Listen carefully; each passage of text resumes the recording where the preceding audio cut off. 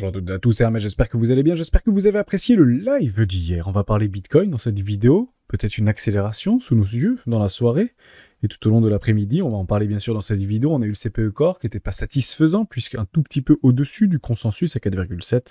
On va également en parler dans cette vidéo. Quelques news qui nous ont bien fait plaisir, notamment sur les marchés financiers. On parlera peut-être des valeurs technologiques, on fera quelques cryptos également. On commence maintenant.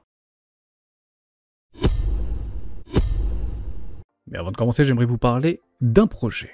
J'aimerais vous parler d'une application mobile.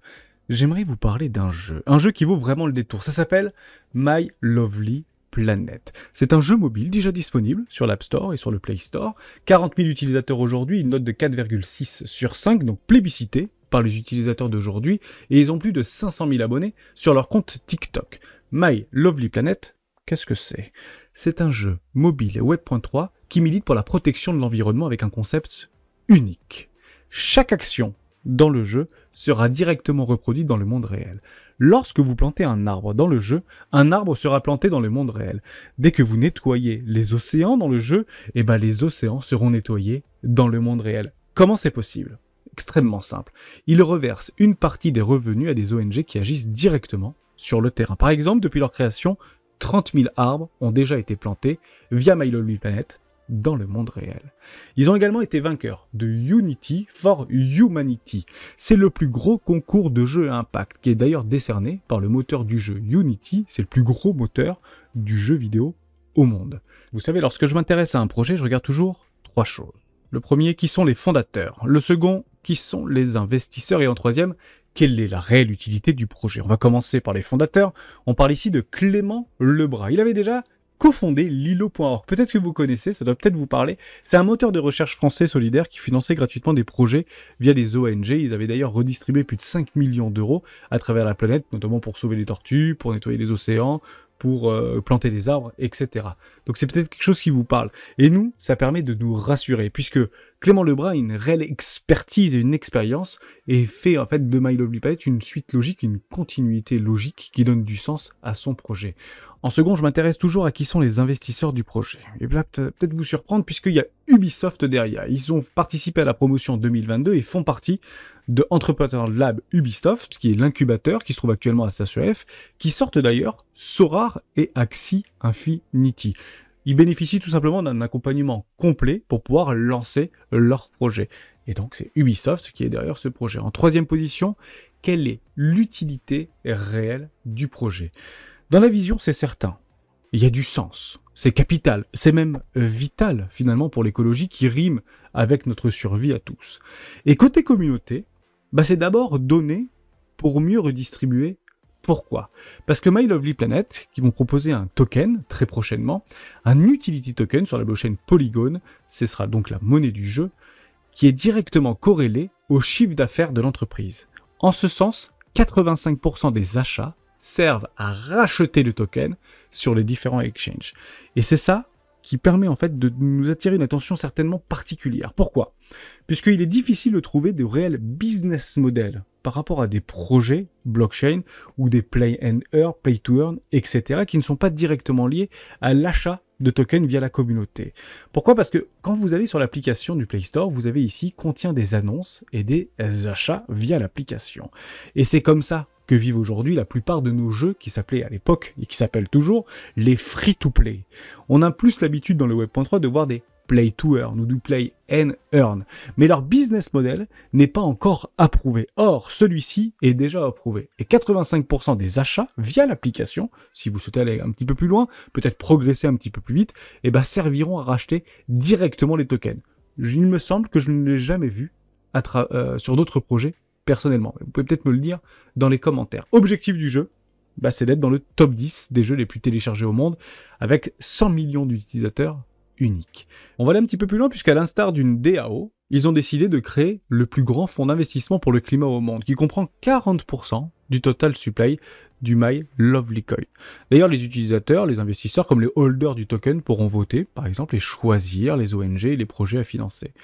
D'ailleurs, quand un investisseur va gagner 1 euro, le fonds, lui, va gagner 4 euros. Ici, en fait, ils vont essayer de réaligner les intérêts des investisseurs, des joueurs et du climat. La public sale, elle commence à partir du 15 mai. Ça va durer 3 mois. Prix de départ 0,061 $ sur un listing prévu courant 2023 à 10 centimes de $. Il y aura une période de vesting de 1 an. Ça, vous pouvez le retrouver dans la documentation et je vous mettrai bien sûr les liens dans la description de cette vidéo. Tous les jours, d'ailleurs, un investisseur qui aura soutenu sur Twitter ou sur LinkedIn avec le hashtag MyLovelyPlanet verra son investissement doubler et ils feront d'ailleurs un don à l'ONG de son choix. Donc si vous voulez y participer, n'hésitez pas à aller rejoindre les différents réseaux sociaux, Twitter ou LinkedIn. On va aller un tout petit peu plus loin et pour celles et ceux qui veulent un tout petit peu plus loin, on finira là-dessus. Je vous invite à retrouver la petite vidéo qui avait été faite le 22 juin 2021. Ils avaient fait un crowdfunding, 426 contributions et ils avaient levé 15 000 €. 15 000 € pour pouvoir juste créer les premières ébauches de leur application. Et il y a déjà beaucoup de choses qui se sont passées depuis 2021 et j'aimerais juste que vous regardiez l'avancée du projet et là où ils sont partis et là où ils sont arrivés aujourd'hui en étant dans l'incubateur de Ubisoft, etc. Je le rappelle encore et toujours, lorsque vous intégrez un incubateur, vous n'êtes au début de rien. C'est super important, je pense, de le rappeler. Et je vous inviterai tout simplement à regarder cette petite vidéo. J'ai pris beaucoup de plaisir à la revoir. Et je me demande aujourd'hui si oui ou non j'aurais investi dans ce projet-là en crowdfunding sur KissKissBankBank. Est-ce que oui ou non j'aurais investi en regardant la vidéo? Ça peut peut-être être une première piste de réflexion pour vous. Si vous souhaitez aller encore plus loin, il y a un hamac qui a été réalisé avec Clément Lebras sur la chaîne de Cryptost. Moi, de mon côté, je vous mets tous les liens dans la description. Et vous bénéficiez d'ailleurs d'une réduction de 10% si vous souhaitez rejoindre l'aventure. Tous les dimanches, le prix du token augmentera de façon graduelle. En une semaine, ils ont déjà réussi à lever plus d'1 million d'euros. En somme, c'est clairement une entreprise à mission. Leur rêve, c'est très simple. C'est de créer la plus grande communauté de la planète engagée pour la protection du climat et pour la protection de l'environnement. Donc oui, il y a du sens. Oui, c'est quelque chose qui doit nous tenir à cœur. Oui, c'est quelque chose peut-être qu'il faut porter, surtout si c'est français. Et on continue avec Bitcoin. De ce côté-là, on est en train d'observer potentiellement une accélération. Il a été difficile à prendre, personnellement je ne l'ai pas pris, je vous l'ai dit. Pourquoi? Puisque je n'aime pas trader pendant les périodes ou les journées de liquidité. On avait donc le CPE Core, j'ai pas pris de trade personnellement. Pour ceux qui l'ont pris, je vous invite très chaudement à prendre un take profit, soit sur un déséquilibre de marché, soit juste au-dessous des précédents high. Personnellement, je les prendrais plutôt ici si j'étais actuellement dans ce trade, mais je vous le dis, hein, je ne suis actuellement pas dans ce trade, mais ça a été bien catalysé par pas mal de news très intéressantes qu'on va énumérer juste après. Concrètement, qu'est-ce qu'on doit aller voir? Il faut aller voir un petit peu d'order flow. Et ce côté order flow, on voit des choses qui ne sont pas forcément très bonnes. Regardez avec moi, c'est extrêmement simple. Ici, on s'apprécie. On essaie de faire un petit short squeeze ici. Or, on observe côté vendeur à découvert qu'on est en train de dégommer de moins en moins de bears. Et c'est pas le but du jeu. L'objectif, c'est d'aller les chercher. Donc, si on doit aller dégommer des bears, il faut accélérer. Il faut aller les chercher plus haut. Et j'aurais espéré qu'on le fasse par rapport à toutes les bonnes news qui se sont accumulées et empilées tout au long de la journée, notamment sur un potentiel accord vis-à-vis des républicains et des démocrates par rapport au plafond de la dette, on en parlera juste après. On a des comptes côté public qui sont plutôt en décroissance ici. Ok, ça peut se comprendre, on short puisqu'on va chercher des breakouts, on peut éventuellement shorter sur des poches de liquidité, et les top traders qui se mettent à l'achat ici. On a un dégonflement au niveau des open interest et un tout petit peu de funding négatif sur les autres exchanges en dehors de Binance. Ce que j'aime pas trop observer, c'est juste ça, et vous allez comprendre tout de suite là où je veux en venir. Vous avez une dépréciation au niveau des CVD spots, vous avez une dépréciation au niveau des CVD spots sur les autres exchanges, Binance, autres exchanges, et une latéralisation, voire une toute petite croissance au niveau des CVD sur les contrats futurs. Qu'est-ce que ça veut dire? Ça veut dire que ce marché est actuellement porté par les contrats futurs. On avait à peu près la même situation qui s'était, on l'a souvent en fait, ce type de situation, mais on va reprendre, voilà, peut-être, voilà, juste ici. Vous voyez ici, vous avez le CVD spot qui continue à se déprécier. Une forme de latéralisation sur le spot hors Binance. Et vous avez une latéralisation, une légère augmentation juste là au niveau des contrats futurs. Vous avez une augmentation ici, on fait une toute petite baisse, pardon, au niveau des open interest. Et qu'est-ce qui se passe derrière? Vous avez un tout petit élan et ici, crac, on vient chercher tout le monde. Donc je ne dis pas que ça va faire ça. Je dis juste qu'il faut être bien accroché. Et on avait perdu ici à peu près 7%, 5% à peu près, par rapport à un potentiel, une toute petite remontada. Donc je suis actuellement en 1 heure, mais vous comprenez un peu le principe. La deuxième chose sur laquelle, après si vous y êtes et vous aurez la vidéo que demain matin, mais c'est juste pour vous donner en fait mon impression. On ne prédit pas l'avenir, bien évidemment, mais et on recherche toujours des fractales. C'est ceci. Et ceci, il faut vraiment s'en rendre compte. On le partage très souvent, d'ailleurs José le partage très souvent sur le Discord et je le remercie très chaudement puisqu'on est en train d'observer quelque chose de très intéressant. Vous avez une augmentation ici au niveau des baleineaux, si vous voulez, les 100 millions, les 100 000 à 1 million de dollars, qui poussent en fait littéralement ce marché. Mais vous avez les whales qui se retirent de ce marché. Et généralement, c'est pas vraiment ce qu'on veut voir. On veut voir les deux big boys là à l'unisson. Si des big boys se retirent, eh ben c'est rarement bon signe. Voilà, comme ça vous avez toute ma philosophie par rapport à ce que je peux faire et comment je peux agir sur ce marché. Et je suis donc content finalement de ne pas avoir pris ce trade, bien qu'il était très largement prenable. Il n'y a pas de souci avec ça, on ne connaît pas l'avenir, ça peut très bien accélérer. Donc on attendra que ça accélère. Elle peut le faire. Hein. C'est vraiment les grosses whales qui peuvent en fait alimenter cette hausse et pousser cette hausse. Et là, il faudra vraiment faire des arrachements haussiers et une réelle accélération. Pour l'instant, on a l'impression que c'est un petit peu un ventre mou, si vous voulez, par rapport à cette accélération. On observe allègrement du spoofing. Ici, vous voyez que les petits ordres se sont barrés. Et ici, vous avez également très probablement du spoofing, pour être tout à fait honnête avec vous, ou des prix, ou en tout cas des clôtures des clôtures de position très rapides. Et c'est en ça, en fait, que c'est important d'aller regarder l'order flow. Pourquoi ? Parce que on a du spoofing, des clôtures très rapides au niveau des positions vendeuses ici, donc net vendeuses. Vous avez une décroissance au niveau des open interest. Vous voyez ce petit pic ici, clac, on clôture les positions. Et juste en face, vous avez très peu de liquidation. C'est qu'en fait, on les market sell, si vous voulez. On stoppe en fait devant les écrans au niveau de nos shorts. Et dès lors, s'il y a plus de longues à un moment donné que de shorts, et c'est à un moment donné que le marché devrait respirer et pas forcément dans le sens souhaité, en tout cas pas dans le sens que ça tend à venir chercher tout simplement. Donc on est parti chercher le premier déséquilibre ici, vous en avez un second juste là. Après derrière, qu'est-ce qu'on peut attendre si vraiment on veut que ça parte très fort, etc. et que ça peut aller vraiment très loin, où on relance quasiment finalement cette tendance haussière. Beaucoup ne seront pas forcément d'accord avec moi. Pour moi, c'est toujours la même chose. C'est si on vient s'affranchir des 29 000 $, tout simplement. On repart sur Ichimoku Kinkoyo. On vient de réattaquer la Kinjunichi. Je suis actuellement en daily. Pour l'instant, c'est bien évidemment pas clôturé. Par contre, vous avez un magnifique Dragonfly. C'est Abandoned Pattern Bullish ici. Si on vient clôturer au-dessus de la précédente clôture, la précédente mèche. Ceci, les dojis que vous voyez, c'est une pattern de renversement, de retournement haussier. Donc, j'aimerais bien voir où est-ce que ça finit. Ce serait même top si on venait à clôturer la nuit juste là, pour le coup, parce qu'on aurait une magnifique tree doji de renversement. Bon, pour ceux qui suivent avec les dojis japonais, c'est plutôt intéressant à observer. Je suis plutôt content de l'observer. Maintenant, vous avez également une résistance dynamique qui fait maintenant office de résistance, qui faisait précédemment office de support.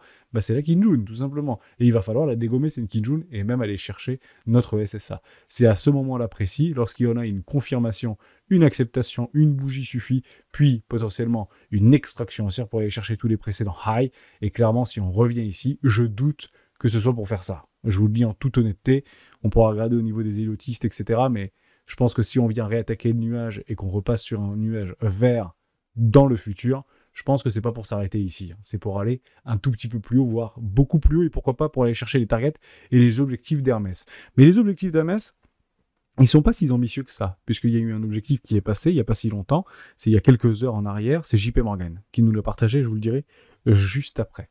Est-ce que j'oublie quelque chose ou pas ? Non, pas forcément, mais on peut parler au niveau des valeurs plus traditionnelles. Pourquoi ça pomme de partout ? Boum, magnifique clôture au niveau de S&P 500. Extraordinaire clôture au niveau du Nasdaq, c'est juste formidable. On fait une accélération. Vous avez juste ici notre moyenne mobile 20 périodes en mensuel. On est tout en train de dégommer par le nord. C'est formidable. C'est exactement ce que vous voulez attendre. Merci Nvidia, merci les valeurs technologiques, merci vraiment les valeurs de GAFAM, etc., qui continuent à nous faire un nouveau high ici, dans une tendance extrêmement poussive et haussière. On va probablement aller chercher les précédents high ici sur les 937, donc c'est plutôt un indice ici, parce qu'on a corrélé toutes les GAFAM. Et d'ailleurs, je ne sais même pas qui c'est qui a poussé. On peut aller regarder qui c'est qui a poussé, puisque c'est pas Apple. J'ai regardé tout à l'heure. Est-ce que c'est Tesla par rapport à quelques lignes de sa Tesla Model 2? C'est une très bonne question. Ouais, ça a poussé pas mal, 4%, ok. Ça peut être Tesla aussi. Meta, qui continue à pousser fort, que beaucoup ont loupé. Oui, Meta également, qui pousse 3,70%. C'est formidable. Un petit peu d'intelligence artificielle, ça fait du bien. Et vous avez Google aussi. On peut regarder très rapidement Google ou Alphabet. Non, je vais le faire comme ça, voilà. Hop, sans le E. Non, 0,92%, pas une si belle clôture. Bon, on va pas tous les faire, mais vous avez compris un petit peu l'idée. Ok, ça se tient au niveau des valeurs tech qui reprennent un petit peu de poil de la bête. Et c'est plutôt intéressant à observer. Pourquoi ? C'est pour ça, tout simplement. Puisqu'il semblerait que le plafond de la dette américaine, un accord politique, se dessine. C'est ce qui a donc été révélé aujourd'hui. Et on est très heureux de l'observer. En revanche, il s'est passé quelque chose de très important. Les républicains demandaient d'avoir un plafonnement au niveau des dépenses, de la progression des dépenses fédérales, à 1% pendant les 10 prochaines années. La négociation est revenue sur les 2 ans, et non pas 10 prochaines années, mais les 2 prochaines années. Et bien évidemment, pour pouvoir accentuer également le budget militaire, de le faire croître de façon extrêmement agressive. En somme, est-ce que les Américains se préparent à une nouvelle guerre, conventionnelle ou non conventionnelle? La question reste ouverte. Mais il y a des budgets qui se comptent en centaines de milliards supplémentaires depuis 2021. C'est vraiment très important de le comprendre. Donc généralement, quand vous avez un budget fédéral à respecter et que vous ne voulez pas nécessairement augmenter les impôts, vous allez les chercher ailleurs. Généralement, sécurité sociale, généralement aide, généralement subvention, généralement tout ce que vous voulez. Et je vous le dis, et on en avait déjà parlé dans une vidéo précédente, si la Fed ne fait pas son travail d'ajouter des liquidités dans le marché, c'est généralement compensé par les gouvernements. Or, on est en train d'observer quoi? Que les gouvernements vont probablement pas suivre, et encore moins le gouvernement américain avec Joe Biden. Pourquoi? Parce que pieds et poings liés. Tout simplement. Là, on essaye de sauver ce qui est encore à sauver, et puis on verra plus tard si oui ou non le marché arrive à résister. Je doute qu'il arrive à résister. Donc maintenant, je ne regarde plus vraiment au niveau du gouvernement, puisque ça va être signé et plié, bien que ce soit très rare en fait que ça prenne aussi peu de temps. Ça peut prendre jusqu'à 15 jours, et on peut dépasser le fameux 1er juin avec sans accord. C'est juste une discussion, c'est un compromis, une lueur d'espoir qui a ravivé la flamme des marchés. Bah oui, c'est rassurant, puisque moins d'incertitude, de la réassurance, et les marchés pump, c'est juste formidable. Bien qu'il y ait eu un CPE Core qui n'était pas forcément très encourageant. Consensus 4,6, sur M-1 4,6, et on s'est retrouvé à 4,7. Et honnêtement, on pensait que ça allait beaucoup plus décrocher. Et je suis heureux d'avoir vu pas mal de personnes aller sur Truflation pour dire « mais il n'y a pas un problème là, pourquoi ça baisse de façon extrêmement... dangereuse, j'ai envie de dire, et que d'un autre côté, au niveau du CPE Core, ça reste encore très élevé. Bon, la question reste ouverte, on ira essayer de fouiller au niveau des indicateurs. En somme, est-ce qu'il y a un truc qui est pipé quelque part? En tout cas, c'est étonnant, en fait, d'avoir un PCE Core qui soit aussi élevé, parce qu'en fait, on observe des choses qui sont beaucoup plus d'actualité, si vous voulez, mais on attend à un moment donné un réel décrochage, et ce sera peut-être pour le mois prochain, tout simplement. Voilà, pas plus de choses à dire par rapport aux Américains, c'est clairement une détente, mais qui sera de toute manière faite par des compromis et par des personnes peut-être les plus modestes, celles qui ont du mal à se soigner, celles qui ont du mal à se loger, celles qui ont du mal à se nourrir, qui seront peut-être malheureusement impactées aux États-Unis. Puisque l'aide sociale, les tickets repas et l'aide alimentaire aux États-Unis, ça nourrit des millions d'Américains. C'est impressionnant le nombre d'Américains qui survivent grâce aux bons alimentaires et aux tickets alimentaires. Et ces gens-là ne font pas partie de la liste des demandeurs d'emploi, puisqu'ils sont en fait sortis complètement de l'emploi. Or, ils sont probablement en âge de travailler, pour diverses raisons, bien évidemment. Donc on ira probablement taper là-dedans. C'est toujours la même chose par rapport au budget fédéral, vous l'avez juste ici. Si vous commencez à augmenter de façon brusque, on parle de plus de 150 milliards de dollars supplémentaires sur l'année 2023, c'est beaucoup, ça a été une demande forte au niveau des républicains, qui sont actuellement... en puissance, si vous voulez, au niveau de la Chambre des représentants, il faut aller taper dans la sécurité sociale, il faut aller taper dans le médical, il faut aller taper dans les aides, il faut aller taper chez les étudiants, il faut aller taper dans les bourses, il faut aller taper partout.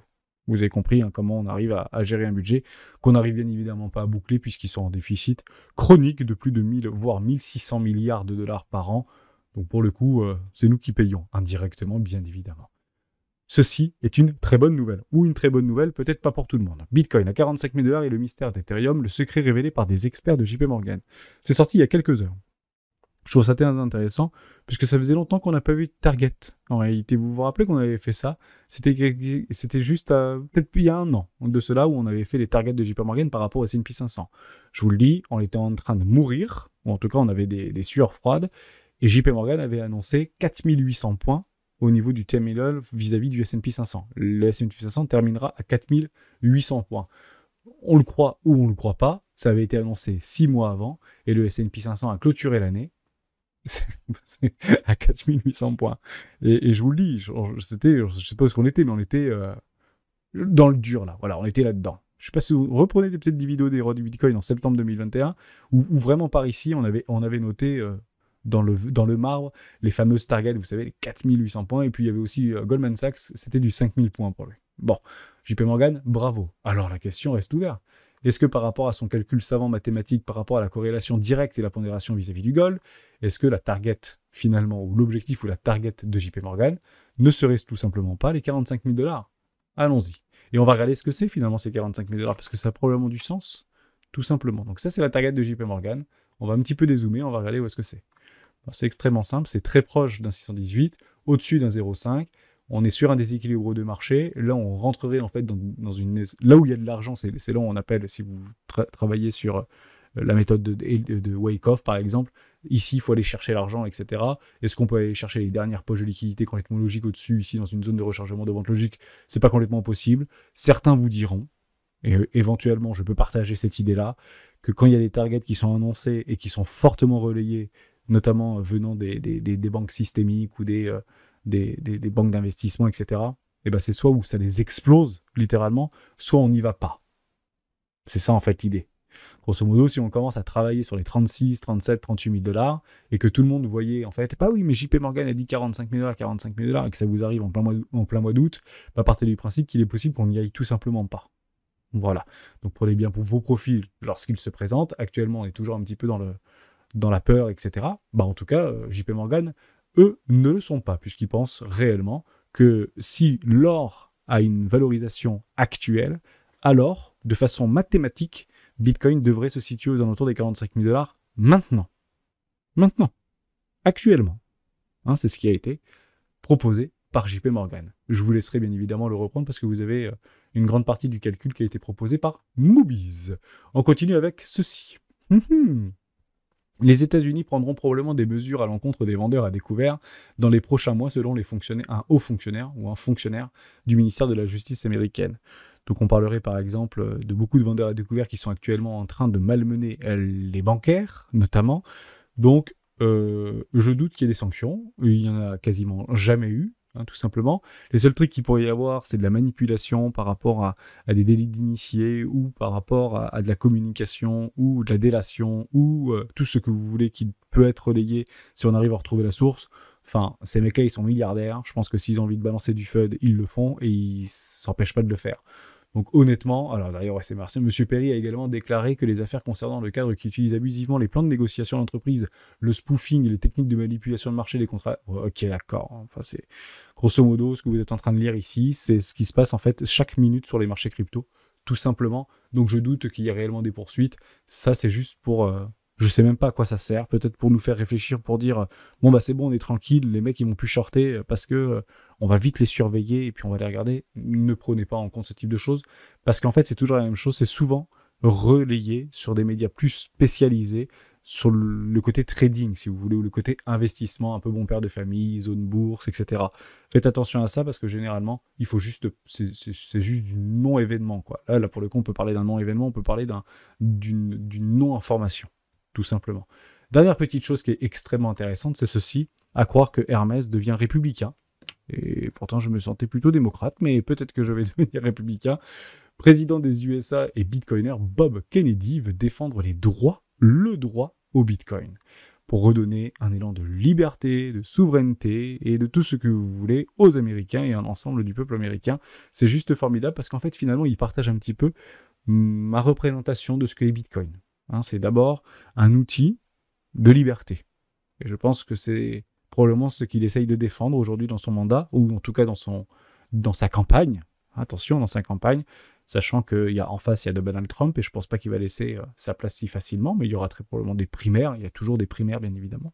Mais voilà, en tout cas, généralement, c'est plutôt intéressant de l'observer. Encore une fois, un républicain qui rentre pleinement, et je dis bien qui rentre pleinement dans sa campagne présidentielle, tout simplement. Et plutôt bitcoiner, je ne vais pas dire maximaliste, mais c'est plutôt sympa. C'est plutôt sympa. Dès lors, il y aura très probablement des moments d'euphorie, des moments de fort optimisme sur les marchés financiers tout au long de cette campagne. Pourquoi ? Parce qu'on le sait très bien que ça va être très polarisé. Vous avez d'ailleurs, c'était sous l'ère de je ne sais plus qui, c'est Obama, je ne sais plus, ou Hillary Clinton qui avait parlé des ovnis, par exemple. Vous savez que les ovnis aux États-Unis, c'est quelque chose qui est très pris au sérieux. C'est des millions et des millions de personnes qui sont à fond là-dedans. Je ne dis pas que c'est bien, je ne dis pas que c'est mal, je ne dis pas qu'ils ne sont pas intelligents, je ne dis pas qu'ils sont visionnaires. Je dis juste que, d'un point de vue électoraliste, aller dans leur sens, ça peut être super intéressant. Bon, malheureusement, elle n'a pas tout déclassifié, Hillary Clinton, puisqu'elle n'a pas été élue, tout simplement, mais ça aurait pu être intéressant de voir si elle mettait son nez dans la zone 51 ou chez, je ne sais plus comment ça s'appelle, la zone 4, là. Bref, pour ceux qui connaissent, peut-être le secteur 4, qui est pas très loin d'ailleurs, dans le Nevada. Bon bref, c'est pas très très grave, mais dans l'idée c'est ça. Hein, ça peut être aussi utilisé à des fins électorales, bien évidemment, dans une campagne électorale, bon, on cherche quoi? Des voix, tout simplement. J'ai pas plus de choses à dire, on fera juste 2 petites cryptoactifs avec grand plaisir. On m'a demandé de faire ARPA. ARPA qui est en train de pumper. Mais pourquoi ARPA pump? Allez-vous savoir pourquoi ce truc est en train de partir to the moon. Et ben on va y aller, c'est qui voulait qu'on en parle? C'était Numa qui voulait qu'on en parle, elle m'avait demandé lors du live d'hier, d'ailleurs qui est disponible si vous le souhaitez, vous avez le live qui est en replay directement sur la chaîne d'Hero du Bitcoin. On attend quoi? Le premier raré. Si vous n'avez pas pris des profits, alors que vous êtes soit en fait à break-even, parce que vous avez pris un truc par là et un truc par là par exemple, honnêtement, prenez des profits si vous avez la possibilité de le faire, puisque généralement, voilà, en plus vous y êtes quasiment, je pense, ou vous y êtes au 110%. C'est une préconisation. Pourquoi? Parce que actuellement le marché ne donne pas la direction. Si vous prenez le crypto total, si vous prenez tout ça, ça ne donne pas la direction. Donc soit en fait ça stagne, et que vous allez en fait regarder votre wallet toutes les 5 minutes, pour voir est-ce que ça continue à pumper, ça peut très bien pumper, hein. Je dis pas du tout le contraire, c'est juste une excellente nouvelle qu'il y a eu avec Ethereum. Hein, ARPA Chain, donc ARPA maintenant, c'est clairement dans la catégorie des security tokens. Ça, c'est un security token. Il n'y a pas de problème. Oui, je le regarde depuis longtemps. J'en ai eu à un moment donné. Je l'ai arbitré puisque j'en avais repris. Et finalement, je l'ai re-arbitré. Et j'aurais peut-être dû le garder puisque j'aurais eu probablement 110% maintenant. Mais si vous voulez, il y a eu un testnet qui a été mis en place 2.0 et qui a l'air de fonctionner et qui travaille tranquillement maintenant avec Ethereum. Est-ce que c'est intéressant d'aller dedans? C'est très probable. Vous savez, vous regardez cette charte-là, il y a beaucoup de cryptos qui ressemblent à ça, et c'est plutôt très agréable à observer. Retour des volumes acheteurs, et vous avez une augmentation au niveau de l'OBV, et une explosion, quasiment, c'est une absurdité de surachat qu'on est rentré de façon assez exacerbée au niveau du RSI, notamment en 14 périodes sur ARPA. Donc, est-ce que c'est maintenant qu'il faut acheter? Honnêtement, c'est toujours la même chose. Est-ce que vous êtes dans une zone de rechargement d'achat long terme? Oui, on est toujours très proche en fait des 0,618 sous les 10 centimes de dollars. Donc c'est pas complètement délirant finalement de mettre une position. Mais généralement, on n'achète pas un TGV. Enfin, on saute pas dans un train en TGV. C'est quand même difficile de prendre un TGV qui va à 300 à l'heure. Donc attendez un petit peu de la consolidation, éventuellement un retracement. Hier, on l'a fait en fin de live par rapport à tellement de cryptos, notamment sur l'intelligence artificielle, qui étaient toutes revenues quasiment sans exception dans une zone de rechargement d'achat.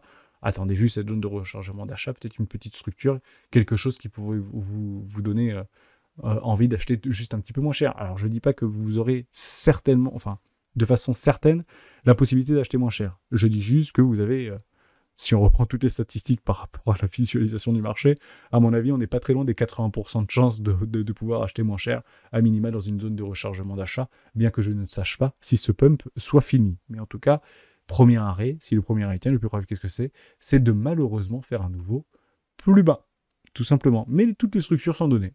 Formidable. Et là, il n'y a pas de problème avec ça. Augmentation des volumes, explosion au niveau des volumes. Ça a pris d'ailleurs plusieurs semaines. Vous voyez ici, premier volume, deuxième volume, troisième volume, explosion en même temps. Donc vous avez des structures dans les structures dans les structures. Vous avez eu la confirmation. On va chercher les petits trucs. Hop, petite zone de rechargement d'achat derrière. Une bougie en plus cette magnifique trainline qu'on avait dû mettre il y a très longtemps, mais je pense qu'on en a parlé il y a longtemps de ARPA, derrière acceptation, et qu'est-ce qu'on attend derrière? Accélération, bah, ni plus ni moins, et on est actuellement weekly, donc on a eu le temps de se positionner pour essayer de capturer quoi? Et bien la force. Voilà ce qu'on achète et voilà ce qu'on essaie de capturer. La force. Maintenant, c'est toujours la même chose. Prenez toujours ce que le marché vous donne. Ceci est bien. Voilà, et partez du principe que si vous ne prenez pas vos profits, beaucoup prendront des profits, et si vous voulez acheter là, et ben soyez-en sûr, vous achèterez les profits des personnes qui étaient là depuis bien plus longtemps que vous sur ce type de crypto, et toutes les cryptos sont les mêmes. En revanche, vous avez près la même chose qui est en train de se passer sur SNX. J'ai du SNX, on en avait parlé il n'y a pas si longtemps que ça. J'avais fait d'ailleurs un investissement 2 par rapport à ce que j'étais en train d'observer. Il y a quelques temps qu'on en avait parlé d'SNX. C'est Nersrin qui voulait qu'on en parle. Avec grand plaisir de parler de SNX. Bon, grosso modo, c'est un échangeur, décentralisé, enfin en tout cas qui gère des protocoles d'échangeurs décentralisés. C'est plutôt intéressant. J'ai commencé très fortement à m'y intéresser il y a quelques quelques temps de cela, hein, c'est pas extrêmement récent, bien évidemment, ça a quand même quelques années maintenant au niveau de SNX, mais je m'étais plutôt redirigé vers DYDX. Voilà, c'était plutôt mon truc. J'ai vraiment regardé comment ça pouvait, parce qu'il y avait eu de la hype, notamment, et un retour de hype sur DYDX par rapport à FTX. On va regarder juste après DYDX, vous allez voir que c'est pas exactement la même chose. C'est à peu près la même idée, si vous voulez, on peut les mettre un peu dans les mêmes paniers, même s'il y a beaucoup de différences, comme vous pouvez bien sûr l'imaginer. Donc investissement 2, pourquoi investissement 2? Parce qu'il y a eu quelque chose qui s'est passé dans la dynamique interne qui me plaît beaucoup. Moi, c'est ceci. Voilà. Donc il s'est passé quelque chose dans la dynamique interne. C'est exactement en fait ce qu'on attend, si vous voulez, de toutes nos cryptos préférées. Une explosion des volumes. Et je vous avais dit que si vous avez une explosion des volumes, rappelez-vous de la semaine dernière ou il y a 2 semaines, une explosion des volumes, c'est une préparation pour exciter les algorithmes pour éventuellement essayer d'initier un exit pump. Intéressant, donc on verra si oui ou non c'est en train peut-être de se confirmer. On ne le sait pas, hein. J'en ai pas la moindre idée. Vous avez une augmentation au niveau, au niveau de l'OBV, on a complètement quitté un enfoncement sur vente ici, vous avez des divergences haussières cachées en weekly qui sont en train de se mettre en place.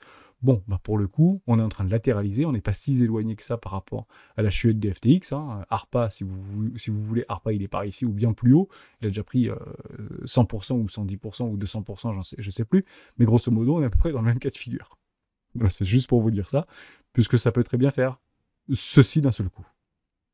Mais on a eu les prémices. On le voit très très bien d'ailleurs en daily, regardez ça. Hein. C'est quand même impressionnant. Hein. Bon, après ça s'estompe, mais l'OBV n'est pas décroissant. Vous avez d'ailleurs des volumes qui sont de plus en plus croissants, en daily cette fois-ci. Et le prix fait quoi? Il latéralise. Donc à mon avis, on est en train d'aspirer tout le supply ici. Probablement. Quand il n'y aura plus de supply, bah, on fera à peu près ce qu'on veut de ce token avec quelques centaines de millions, tout simplement. ARPA, rappelez-vous que c'est 200 millions de market cap. C'est très peu, hein. Et SNX, donc, c'est clairement de la DeFi. Et il est vrai que bah, j'aime bien la DeFi. Donc, j'avais mis un investissement numéro 2. Et je prendrai mon 110% si celui-ci venait à moi. On continue avec DYDX. On finira la vidéo là-dessus. J'espère que ça vous aura plu. Parce que bah, c'était pas mal, en fait. On en a, rappelez-vous, hein, vous savez, le marché a une mémoire et nous avons une mémoire. Et il faut se rappeler de la hype qu'il y a eu sur DYDX vis-à-vis de la chute de FTX.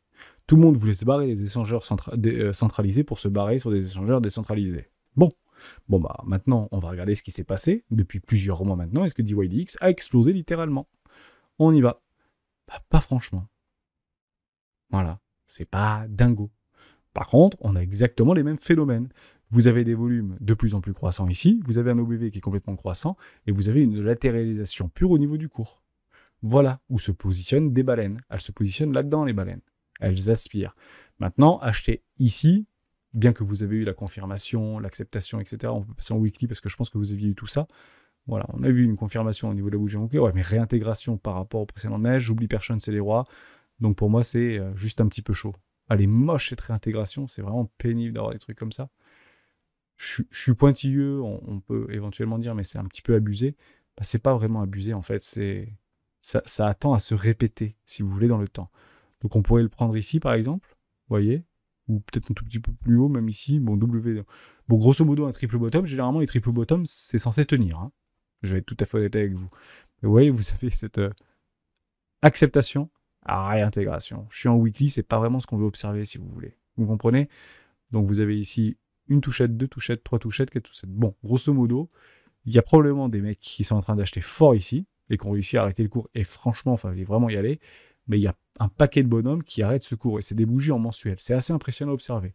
Si peut-être une baleine, un big boy, ou qui vous voulez, peut-être des échangeurs hein, qui ont réussi à choper du token DYDX, je vais dire une bêtise, à 2 centimes de dollars, par exemple, ou 3 centimes de dollars. Bah franchement, si vous voulez vendre 2 euros, vous faites x100, x200, x300. C'est quand même pas mal d'histoire. Donc peut-être qu'il y a un échangeur, un groupe d'individus, peut-être Binance, très probablement, qui est en train de tranquillement vendre en limite ces petits ordres ici, de façon très ponctuelle. J'en ai pas vraiment d'idée, mais en tout cas, c'est très révélateur. Si ceci passe, ça peut être super intéressant. Donc, soit on peut bloquer du capital ici sur un investissement, c'est pas complètement délirant. Pourquoi? Parce qu'on peut confirmer que les structures sont données. Et ça, j'aime beaucoup voir ça, surtout sur un investissement 1, parce que des fois, on les prend plutôt dans la tendance quand on se prend des grosses claques derrière la tête. Ici, c'est quand même beaucoup plus rationnel, si vous voulez, d'investir là-dedans, mais vous bloquez du capital et ça peut durer très longtemps. Hein, c'est ça le truc. Voire faire un nouveau plus bas, ou faire une extrusion haussière. Dès lors, est-ce que je préfère acheter ici? Est-ce que je préfère acheter ici? Est-ce que je préfère acheter ici? Vous savez, je préfère acheter plus cher avec la force. Mais DYDX, continuez à le regarder, tout simplement. Mais il y a eu beaucoup de hype. Donc s'il y a eu beaucoup de hype, hein, c'est aussi ça qui est important, il y a eu beaucoup de hype par rapport à FTX. Vous vous rappelez, par rapport à DYDX, eh ben, soyez-en certains, c'est super important, qu'il y a beaucoup de personnes en fait qui sont coincées là-dedans. Donc je me dis qu'il n'est pas complètement délirant d'aller peut-être les sortir. Et après, on peut partir tout de moon parce que ça vaut probablement le coup.